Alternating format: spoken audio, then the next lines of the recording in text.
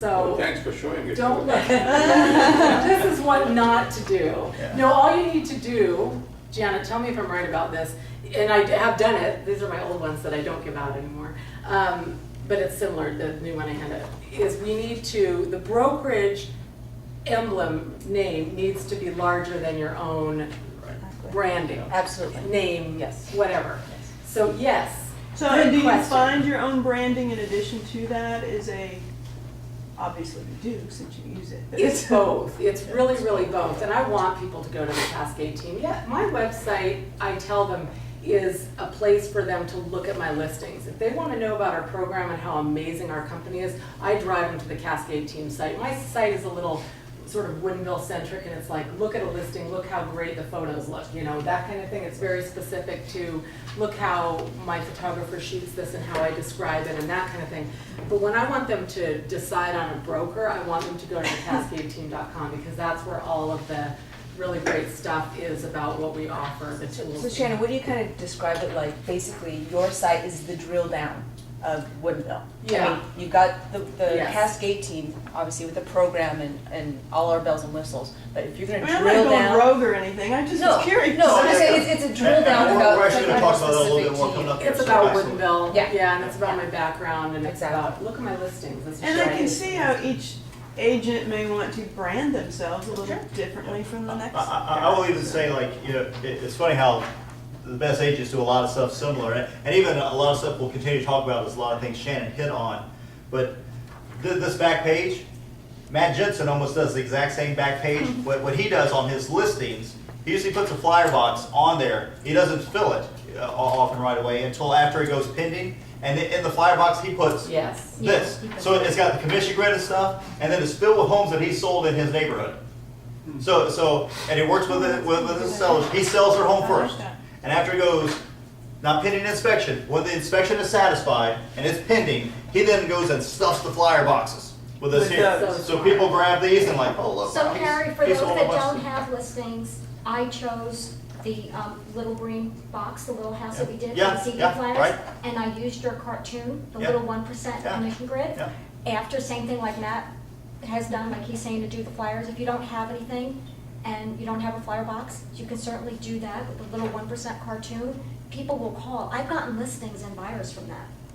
So Yeah. do it. I think that's such a smart thing. Go ahead, yeah. Well, sorry. maybe this is a question for Carrie and Janet more, but so some of our top producers, like, so Shannon has her own website, but when you bring us all on, you advocate if we can afford it, Yeah, do what we want actually, to. I'm going to talk specifically about that, and I've Okay. got some great numbers. So, Okay. good question. I'm on it. So give me 30 minutes. Quick question, so earlier on with your flyers, your mailers, would you co-brand those like with a lender, a broker?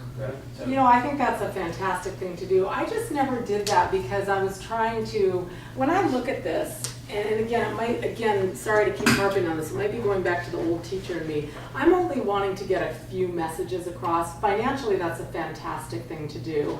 But when I send out something like this, and I have an EDDM that looks like this too, I figure this is a lot, this feels like a lot of information, and I want it to be all about me. No, what I mean, I'm saying I want them to get the idea to call me and to list their house. I think it's great to co-brand, and you might talk more about that, but I actually haven't done that.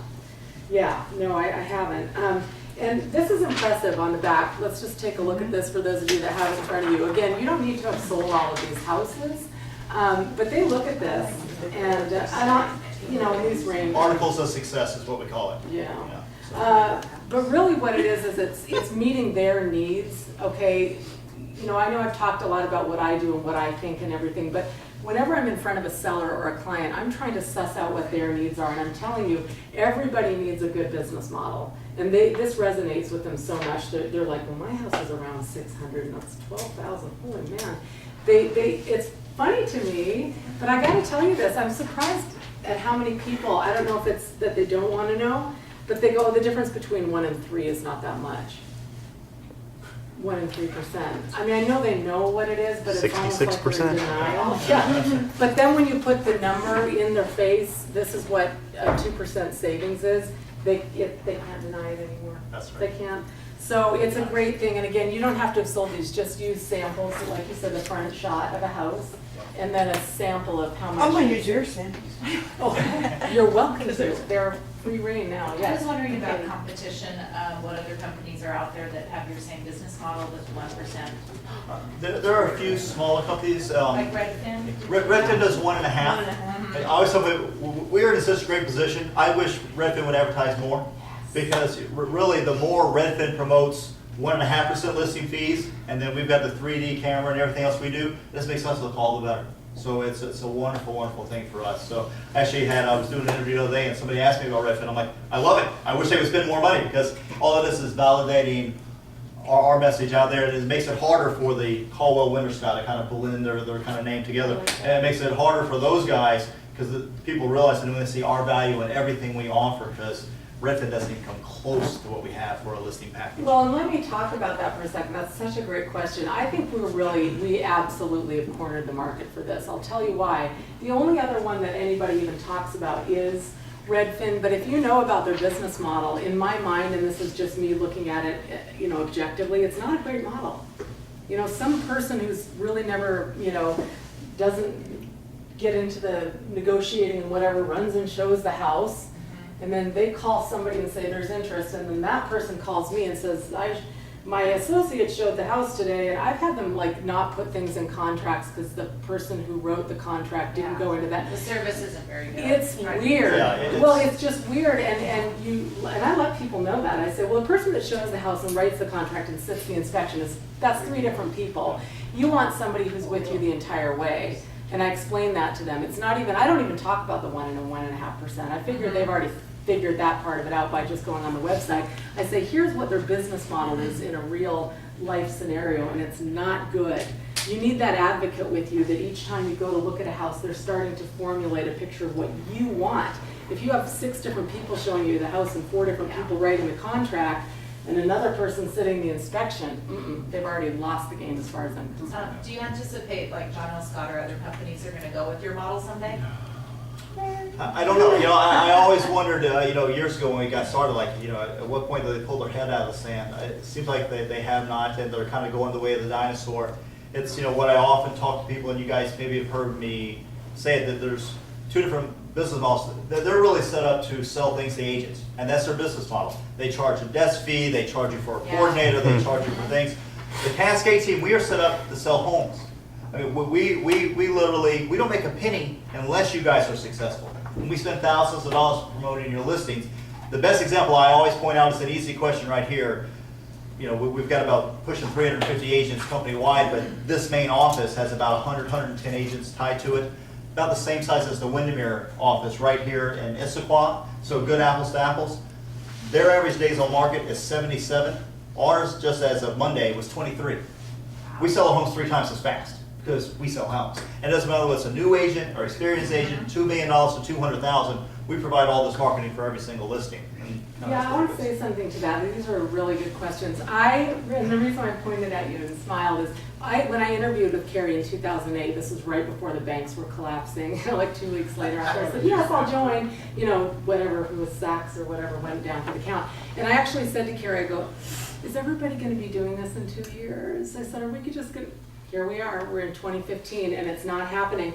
And what I love to do, and this is part of I think this is part of the competitor of me, and also Carrie knows that I've had to go through some stuff. I mean, when you bring this is a paradigm shift. When I brought this thing to Woodinville, it wasn't easy. I had a lot of brokers that wanted to say stuff about me and get up in my grill and all of that stuff. And what I say to sellers that bring up that portion of the conversation, oh, so-and-so was in here and said, you get what you pay for, and blah, blah, blah, blah, blah. I've got my stats, I've got my marketing materials, I've got the PowerPoint listing presentation, and I come ready to answer some of those questions. I say, they're like, what won't you get? And I do say, well, I don't have a fancy air-conditioned conference room with captain's chairs where I can meet you to show you houses, but I will save you tens of thousands of dollars. And they know that. They know the difference between bricks and mortar and sort of a antiquated, inefficient business model. People can talk about that with you. People are savvy out there. They know that, if you show them the important components and you're a good broker, they've got everything they need. They all know that. It's kind of the equivalent of a Barnes & Noble and Amazon, Yeah. if you think about it. Yeah. How many people go to the Barnes and Nobles? How successful are they, this brick and mortar? They sell the same books. Look what Amazon's been able to accomplish. Barnes and Noble is shutting down left and right. Yes. Yeah. So it's, And that's Borders just is kind of gone, another yeah. analogy of that type of business philosophy. Yeah. I had to realize when I came here that, I thought it was 1%, that was the deal. But it's not just that. It's full service with 1%. Right. Yeah. It's those two things together. Yeah, always You leave should always say full service first and then say the 1%. Right. Absolutely. Again, That to me is really important. the brokers competing against you will throw words out like discounter and I love that. I'm like, bring it on. The minute I get in front of somebody that they want to take the conversation there, I love talking about that because we offer so much. And they know, the funny thing is I think they know and they want you to talk them out of, well, should I just pay the 6% because I'm scared? And that's happening way less and way less as each year goes on. But I'm telling you, in 9, 10, and 11, I had to fight that. I had to fight for every listing for that. And the truth is, hardly any of those brokers are actually getting a full 6%. We see all the HUDs because they all come through here. The Yeah. average listing commission is 4.9. Huge. We see them all the time. There's always somebody's giving money back or they listed a home for less. We hardly ever see a full 6%. Almost never. You are so right about that. And that to me is even more interesting. If you come with a business model, very confidently and proudly say, this is our model, we stand behind it. There's a lot of strength in that because I have had that happen where someone said, well, then I interviewed so-and-so and I dropped your name and they immediately cut their commission. Or it was one that I didn't get, and what I heard was the other broker, when they basically showed them my stuff, they said, look, what are you gonna do about that? And they said, oh, we'll pay for painting and carpeting, basically 2% worth of work. Well, that feels really kind of almost dirty to me. Like if you have to come in and start like giving them stuff to get the Like business. a used car salesman. It in the feels- house. And word gets out, I won't use any names, but we had another broker from another company who tried to compete against us, and they would be in a similar neighborhood where they tried to get 6%, but for some person they do 5%, for this person they do 4.5%, and it'd all be That's like, bad. don't tell, but I'm doing it for 4.5%. and the first thing you do when you're at the mailbox and your home is listed, Hey, I got it for 4. don't tell anybody, Shannon, but she's doing 4.5%, and then it gets out, and then the people find out who you charge 6%, and like, well, why'd you charge me 6%? And he got 4.5%, and he got 5%, and their name became Mud, and we just don't go over there. So it's Yeah, it's Do you not. want to preempt the conversation a little bit on the topic of,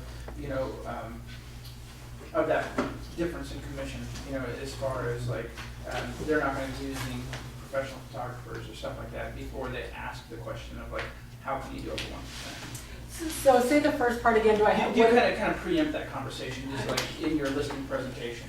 Right, yeah, so I usually start with this, which talks about like professional photography, the staging consultation, and I already have the samples of the flyer there, and I really try to preempt it. I guess because of my counseling background, I always kind of want to, I don't present so much as I try to find out what they want to start in more of a listening mode. If they want to start immediately with like, talk to me about your commission, I will. If they say, well, what do you do to market a home? We'll start the conversation there. I kind of let them drive the process a little bit.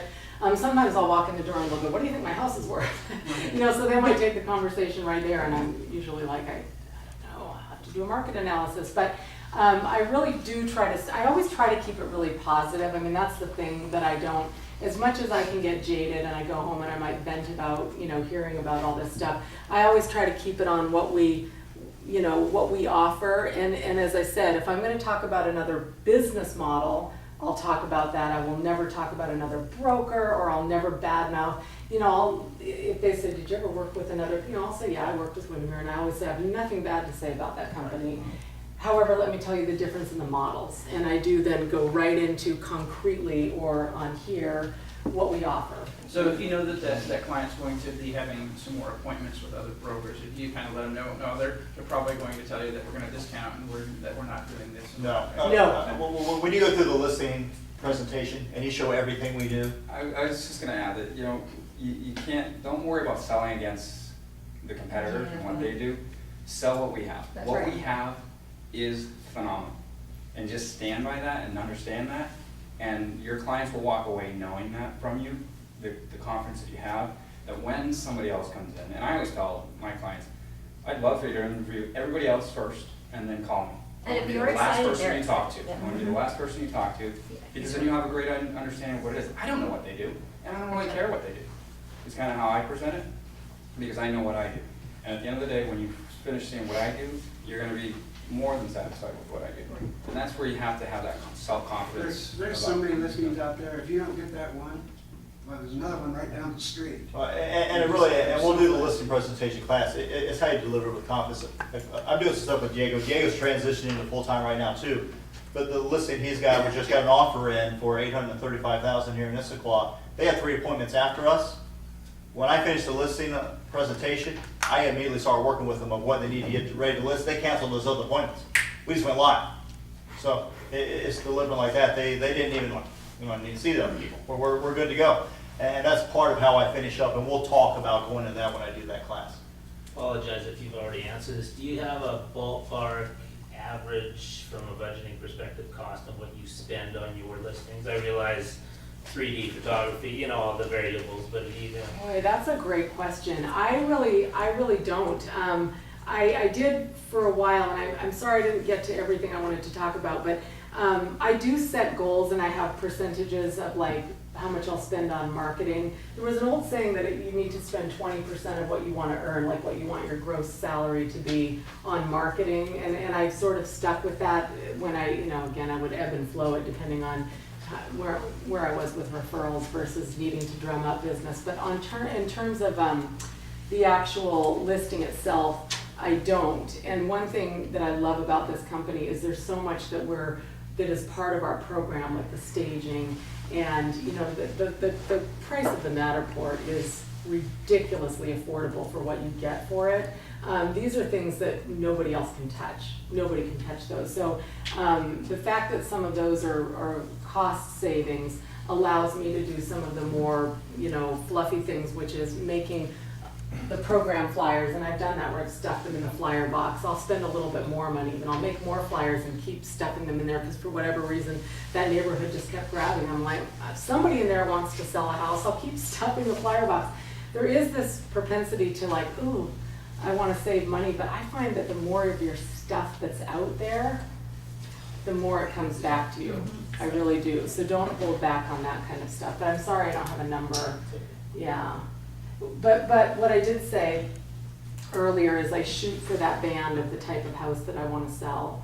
I think and again, I'm fortunate. I'm not saying this in a flip manner, but we're pretty lucky in Woodinville. I mean, a couple years ago, $650 was my average list price, and now it's up in the $7s. And not every area is going to be that way. So when I say this, please take it with a grain of salt.